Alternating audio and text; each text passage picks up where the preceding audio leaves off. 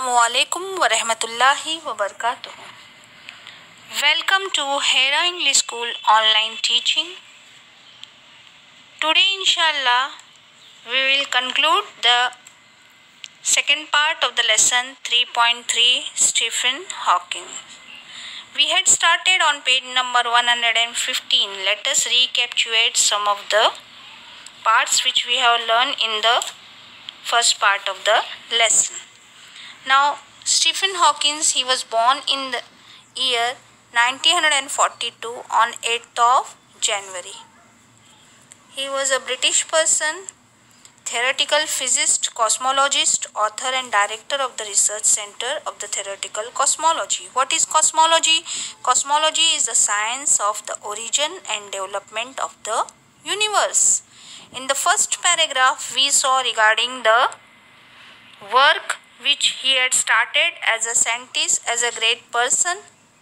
Then in the second paragraph, we saw regarding the books which he has written and how these books were famous. He had written A Brief History of Time, and to make it understand in a more clear and better way, the book which was written was The Universe in a Nutshell.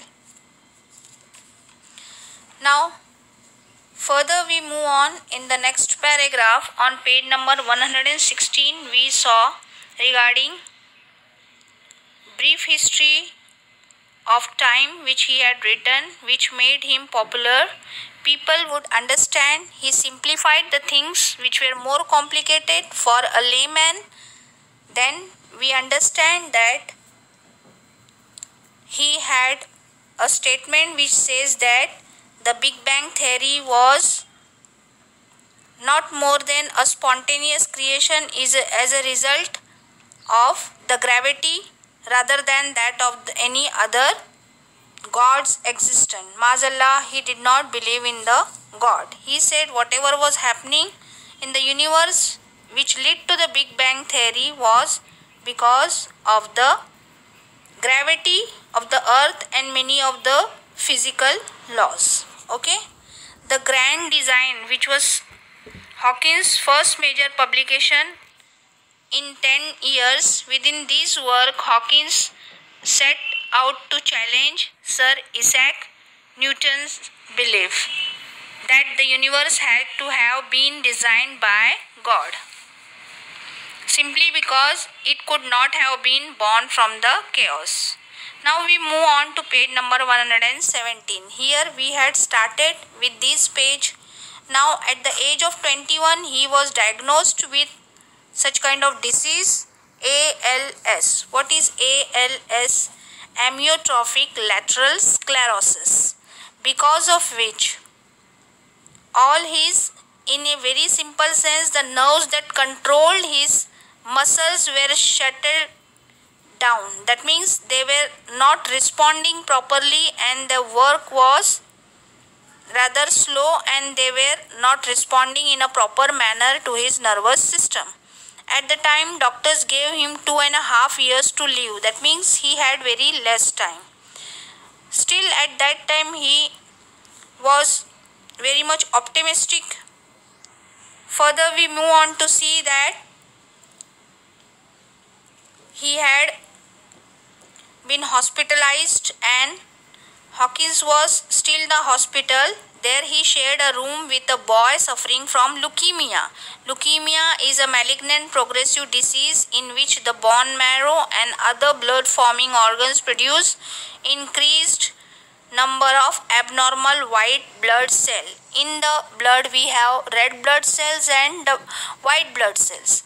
So, abnormal growth of these white blood cells stops the growth in a proper manner, and so we can say that it was like a blood cancer to that small child.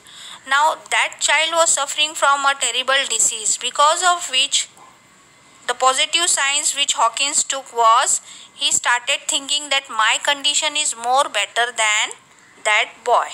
He said this dream made him realize that there were still things to go. That means he had dreamed, in his dream he had found out that he was being executed. That means executed means he was about to die.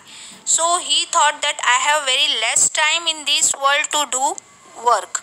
So that motivated him to do the works in a more faster manner, and that led him to become a more prominent scientist. Now on 117 page number, the last paragraph, we are going to continue. In a sense, Hawkins' disease helped him produce the noted scientist. So, in a sense, Hawkins' disease helped him become the noted scientist he is today. Before the diagnosis, Hawkins hadn't always focused on his studies. Before my condition was diagnosed, I had been very bored with life, he said.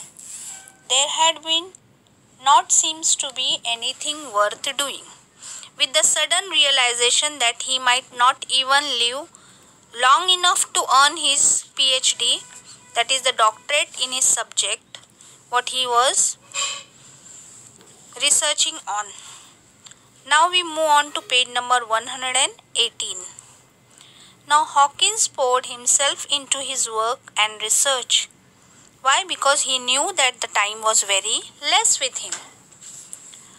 As physical control over his body diminished, that means become lesser and lesser day by day, he had focused to use a wheelchair in 1969. He started to use the wheelchair. What is wheelchair? The chair on which the wheels are there. Because of it, it helps him to move, because his control over his legs was lost due to the disease.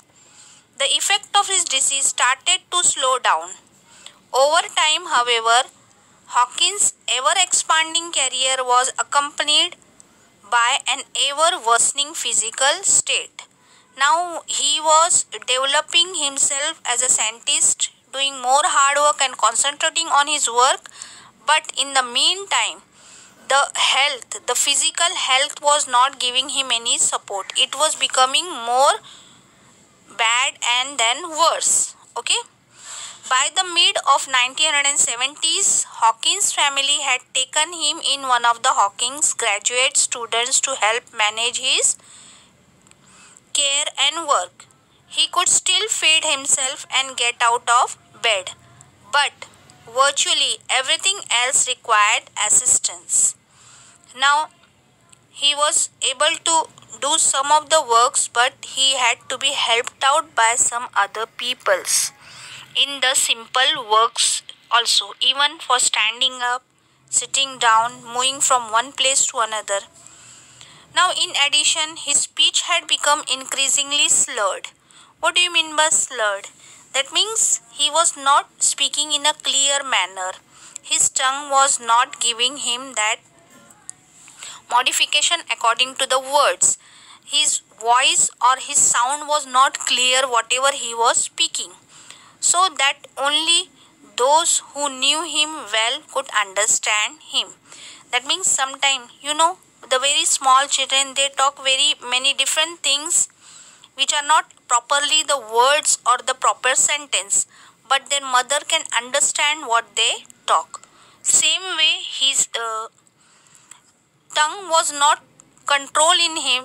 His tongue's control was lost, and so he was not able to say the words properly, or the sound was not coming out properly, due to which people were not able to understand him. Only the close relatives or the friends who were there with him always, they understood what he was talking about. So further, in 1985, he lost his voice for good following a tracheotomy. Now, when he lost his voice totally in the year 1985, see how difficult phase he has gone through. Still, he had the resistance that he wanted to achieve his goal, he wanted to achieve his target. How hardworking he was. That's why his name is shining today as a scientist. So, when in 1985 he lost his voice, he had to be done with a tracheotomy. What is tracheotomy? Trachea, one part of the throat area that is called as trachea. an incision in the windpipe made to relieve an obstructions to breathing. Now, while breathing and making the sounds, he was not able to do that. That's why a incision or a cut was made in the windpipe of his throat, down the throat in the neck area, that is the trachea area. You know the body parts, right? So there incision or a cut was made to made his voice clear. The resulting situation required 24 hours nursing care for the acclaimed physicist. So the resulting situation required 24 hours nursing care for the acclaimed physicist. That means total under the care he had to be of the nurses because of the operation. It also put him Hawkins' ability to do his work. Now peril means serious immediate danger. It also put in peril Hawkins' ability to do his work. That means peril means serious immediate danger to his body. The predicament. What do you mean by predicament? That means a difficult situation caught the attention of the California's computer programmer, who had developed a speaking program that could be directed by head or eye movement. Now, the computer programmers of California, they were researching on one such technique by which a single muscle or eye contact can make the computer's work, because his body now was not at all able to move. His fingers were not able to move on the computer. So, the invention allowed Hawkins to select words on a computer screen that were then passed through a speech synthesizer. Now see, through the speech synthesizer, this technique was somewhat like this, that the computer screen on which he passed through the speech synthesizer, at the time of its introduction, Hawkins, who still had use of his fingers, selected his words with a handheld clicker. However, with virtually the control of his body gone, that means he had totally lost over the fingers also of his body. See how, imagine how pathetical situation it must be for him. Very pity situation for such a person who is such a great scientist, but still he cannot control over his own body. Hawkins directs the program through a cheek muscle attached to a sensor. Now a sensor very close to his skin was attached. Because of that, what is sensor? Sensor is a device which detects or measures a physical property and records, indicates or otherwise responds to it. Okay. So with the help of the cheek muscle, he was been able to control over the computer and he would able to type. Through the program and the help of assistant, Stephen Hawking had continued to write as a prolific. Prolific means slowly he was writing, but he was still doing his work at a prolific rate. His work has included numerous scientific papers, of course, but also information for the non-scientific community. Now the great works which he had done, see how difficult time he was going through. Still he is not taking attention only towards his body, but he is continuously busy in his work. That is making him positive.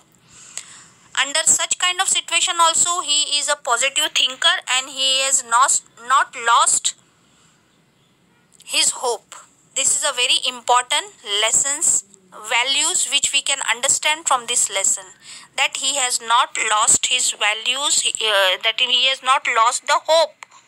This is the great value which we can understand from this lesson. Now the last paragraph we move on to on page number 118. Hawkins' health, of course, remains a constant concern. Everyone was concerned for him, his family, his close friends, and those who were giving him the value as a big scientist. A worry that was heightened in 2009.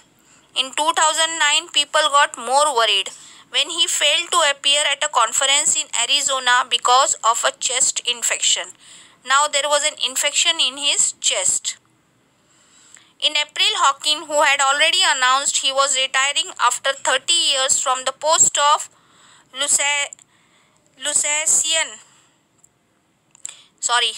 Lucasian Professor of Mathematics at Cambridge, was rushed to the hospital for being what university officials described as gravely ill. That means he was now totally serious. See his body condition.